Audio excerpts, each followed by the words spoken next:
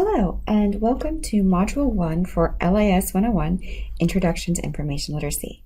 So in this video, we are going to talk about topic exploration and using AI in the research process. So we're going to dive a little bit into why you might want to use AI in this process, when it's appropriate, and then how to do it. So first of all, I realize that not everyone likes to use AI. There can be some very strong feelings about that, and that is very valid. The purpose of this course, or the integration of AI into this course, is really to teach you how and when it is a good idea to use AI versus when it is not.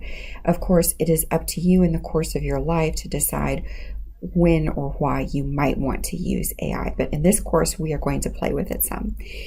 So the purpose of this video is to walk through 3 different generative AI tools and how to use it to be successful in your Module 1 topic exploration log. So we are going to begin with actually, before I show you, we're going to start with why you might want to use it in the research process. It can be very helpful when you're struggling to come up with a topic, because sometimes you may have a topic in mind that sounds like something you're interested in, something that you need to research, maybe some combination of both. But especially if a topic is new to you, it can be tricky to determine what direction to go.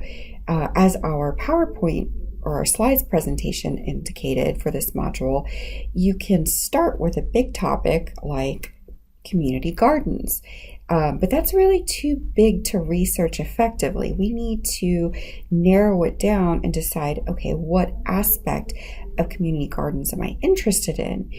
And maybe you can come up with some ideas on your own. But again, if this is a totally new topic to you, it can be a little overwhelming.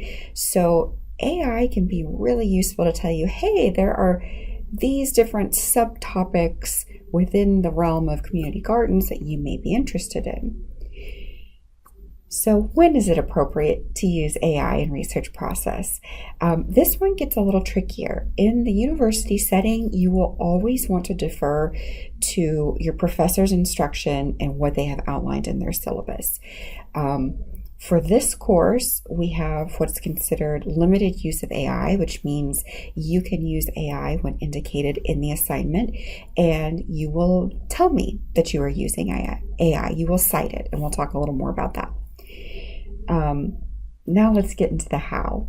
So our first tool that we are looking at is going to be Microsoft Copilot, because as MSU students, you have access to this tool. So if you're on a Missouri State webpage, this initial maroon banner at the top of the page, if you go to log in and then click on Office 365 and email, this is how you get to Copilot, and this is available to you, again, as an MSU student. ChatGPT is another option. They do have free accounts, which is what I have, that does limit your daily use of it, so keep that in mind. And then last but not least, just a Google search. At least I've got the AI mode turned on so that when I enter a topic, and I'm going to show you how to prompt it, it will give you an AI overview initially. So let's try all 3 of these and see just kind of what they come up with. So you want to prompt it, and let's say, can you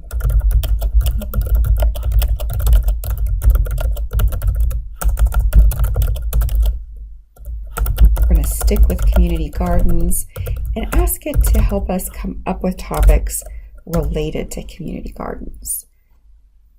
Okay, they are organized by themes. So again, if you're just wanting a general topic, here we go. You can dive into that. Social community impact, environmental and sustainability topics, education, etc., etc. Got a little flicker there.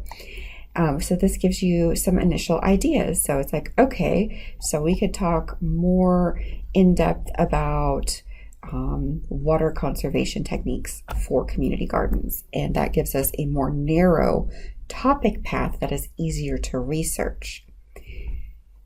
Taking this same topic, I'm going to copy this, and we'll try it in ChatGPT and see what it comes up with.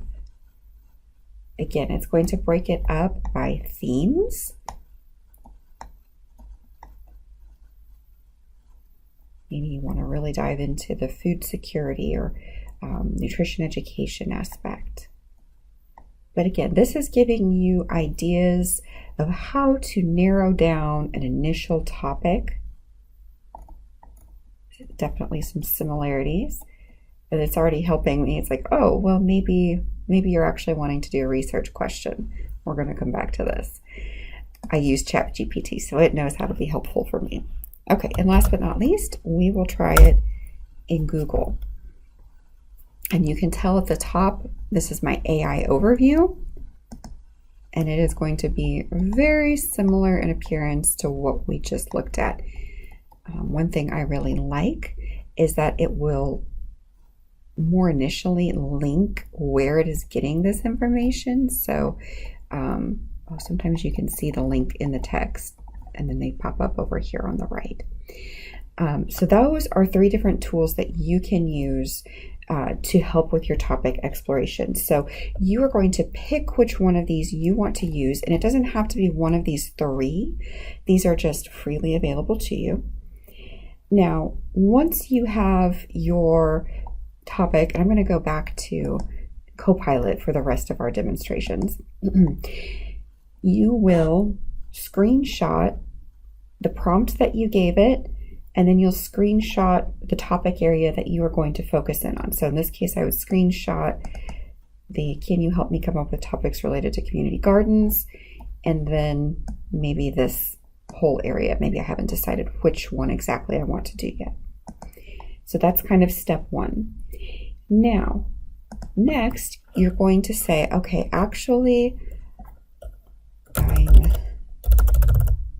let's say you're interested in reducing food deserts with community gardens. Now we're going to ask it, can you help me come up with keywords related to this topic? There we go. Okay. So we're asking it to come up with keywords because you're going to use keywords to form search strings to find resources in library databases.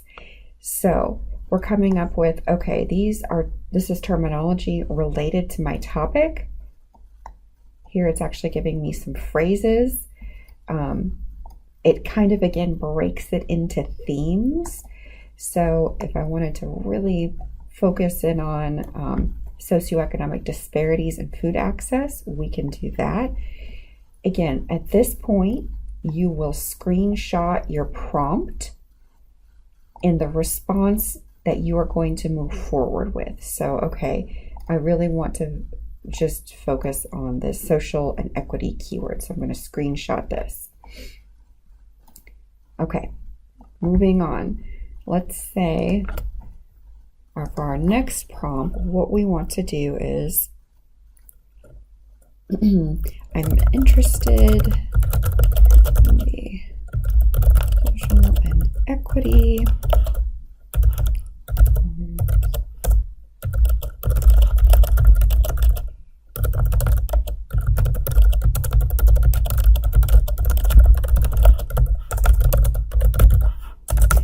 we're actually going to ask it to help us create search strings.